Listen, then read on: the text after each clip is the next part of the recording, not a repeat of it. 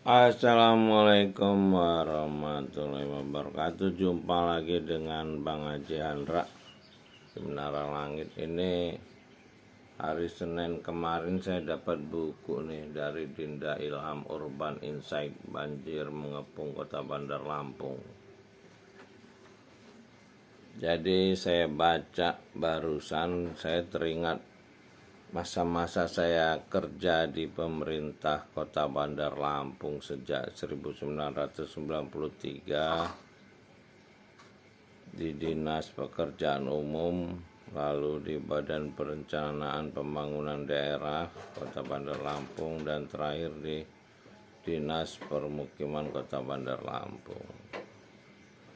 Jadi dari pengalaman kerja saya selama 28 tahun di pemerintah Kota Bandar Lampung tuh, dari awal saya sudah teriak-teriak masalah normalisasi sungai. Waktu itu saya bicara bukan masalah banjir, saya bicara masalah makhluk hidup.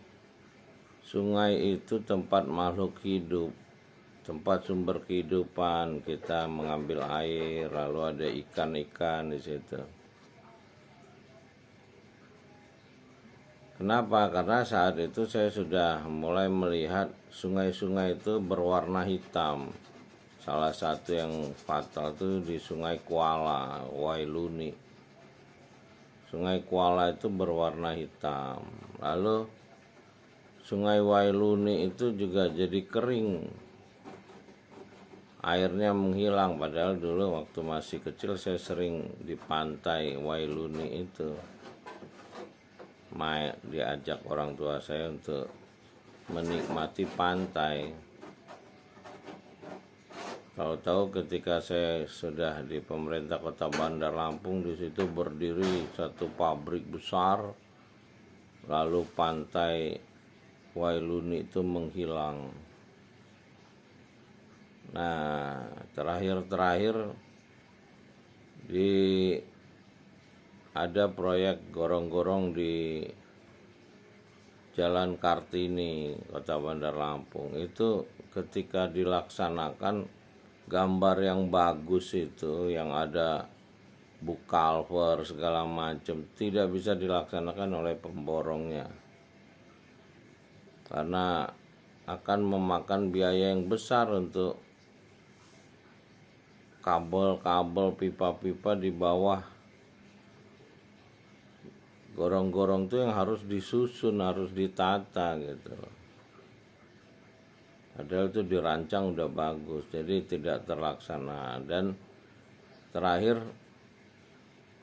yang saya tahu ketika pembangunan Hotel Horizon. Hotel Horizon ini berada di atas sungai.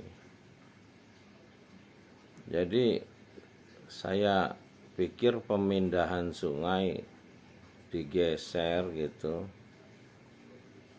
Ya kalau besarnya masih layak nggak apa-apa. Tapi yang saya kaget justru ketika di Jalan Kartini itu, sungai itu sudah menjadi gorong-gorong kecil dan sudah mengalami pembelokan sebelum sampai di Hotel Horizon itu. Jadi memang banjir yang terjadi di Bandar Lampung ini hampir di semua titik itu bermasalah.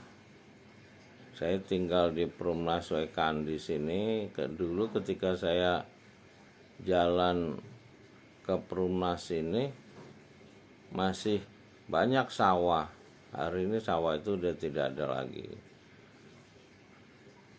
Lalu di Kemiling juga begitu. Kemiling itu juga yang dulunya bukit hijau sekarang sudah penuh dengan rumah. Jadi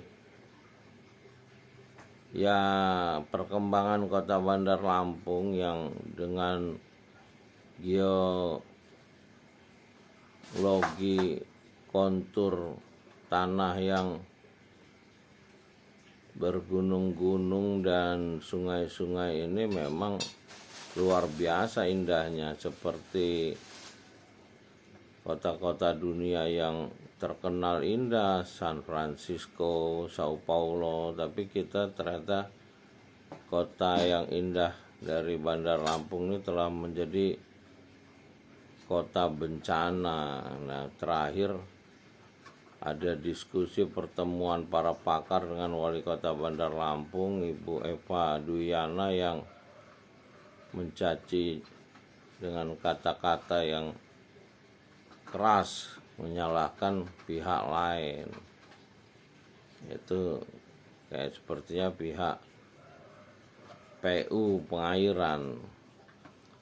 Ya, sebetulnya kesalahan itu dimulai dari pejabat-pejabat sebelum Bu Eva Duyana ini. Suaminya itu Pak Herman HN 10 tahun berkuasa. Sebelumnya ada Edi Sutrisno, ada Pak Harto. Nah, di era Wali Kota Soeharto itulah gunung bisa dibangun yang sebelumnya tidak bisa dibangun karena paru-paru kota. Itulah lahir Bukit Randu. Tapi kalau nggak diizinin juga masyarakat membangun sendiri seperti di Gunung Sahari gitu. Nah, ini nggak bisa diselesaikan dengan apa ya, dengan cara-cara yang kalau bahasa ilmu perkotaan dia ini kan sudah berlapis-lapis masalahnya itu. Jadi memang butuh satu penanganan yang intensif, jangka panjang, karena rusaknya bisa cepat tapi perbaikannya sangat lama. Itulah dari majalah Insight ini sepertinya beberapa pakar mencoba untuk mengusulkan satu perencanaan. Ya, saya sih ngelihatnya mungkin bagi pemerintah Kota Bandar Lampung yang biasa berpikir pejabat-pejabatnya pragmatis, sepertinya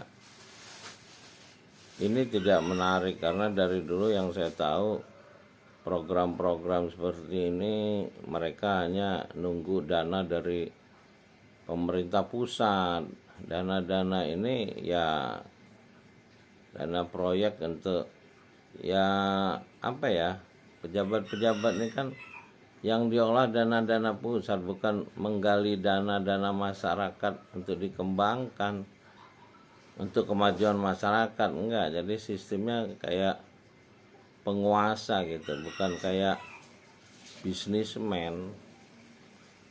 Penguasa menarik pajak kayak Belanda gitu, bukan kayak bisnismen melihat aset kota yang punya nilai jual bisa dikembangkan.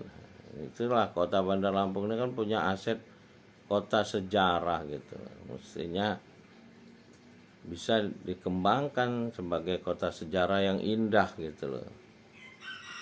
Tapi ya memang sudah ada sih beberapa penanganan di Kota Tua Teluk Betung.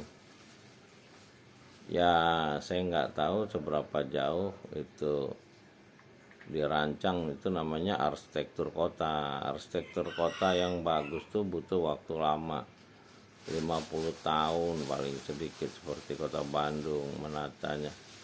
Nggak bisa spot-spot, atau ada pagoda di tengah jalan, atau ada Quran dalam bentuk struktur baja, beton.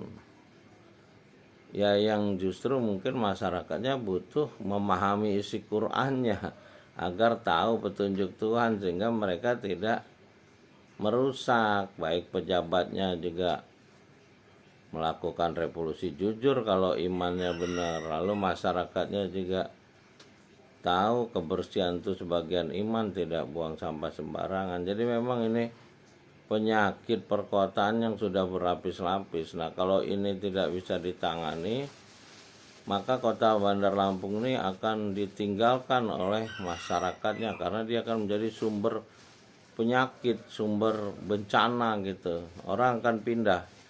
Jadi kota Bandar Lampung ini kalau tidak bisa ditangani, orang akan pindah ke luar kota. Dan sekarang pergerakan itu sudah bisa kita lihat, mereka mulai mengarah ke arah Lampung Timur dan Lampung Selatan, khususnya Semenanjung Lampung Timur.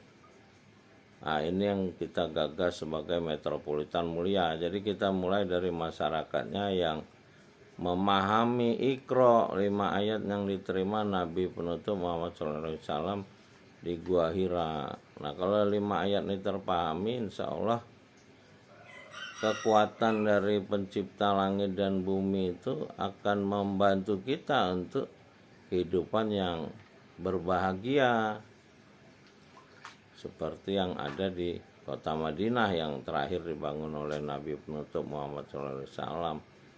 Di sana ketinggian gedung dibatasi, lalu ya masyarakatnya saya lihat baik ya, walaupun saya sholat di sana masih hilang sepatu juga.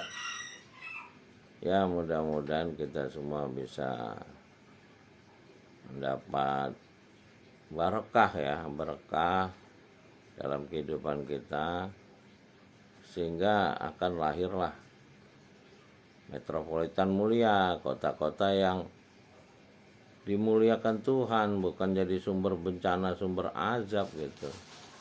Terima kasih sudah menonton Bang Haji Andra. Sampai jumpa lagi. Assalamualaikum warahmatullahi wabarakatuh.